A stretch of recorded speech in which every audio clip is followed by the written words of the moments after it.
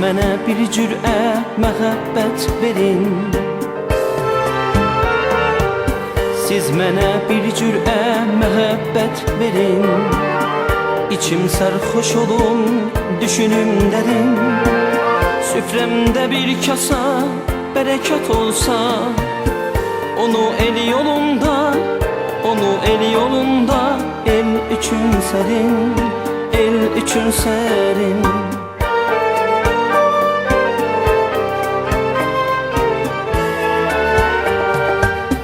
Evdə bir lampadıq ışığım olsa, ışıqsız evlərə paylaram onu.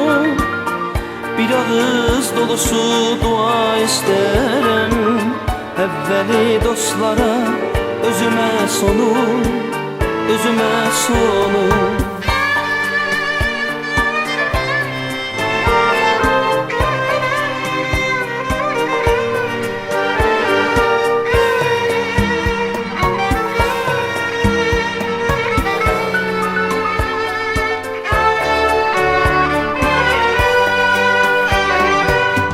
Bir ovuc ürəkdə bir dünya umut,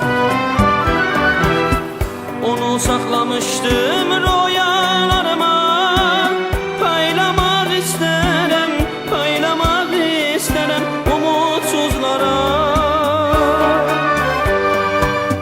Bəlkə dayaq ola, bəlkə dayaq ola etibarıma ya, etibarıma.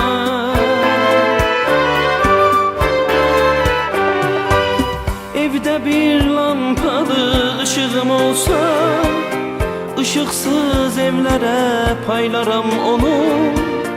Bir ağız dolusu dua istərəm, əvvəli dostlara, özümə sonu, özümə sonu.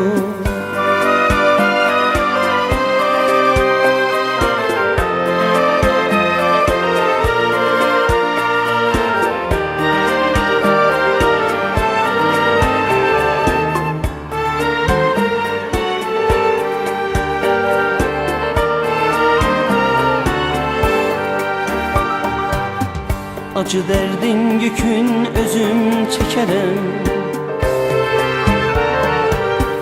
acı dərdin yükün özüm çəkərəm.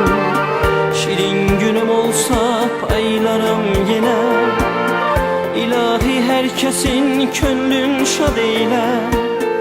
Ürəklər alışsın, ürəklər alışsın məhəbbətinə, məhəbbətinə.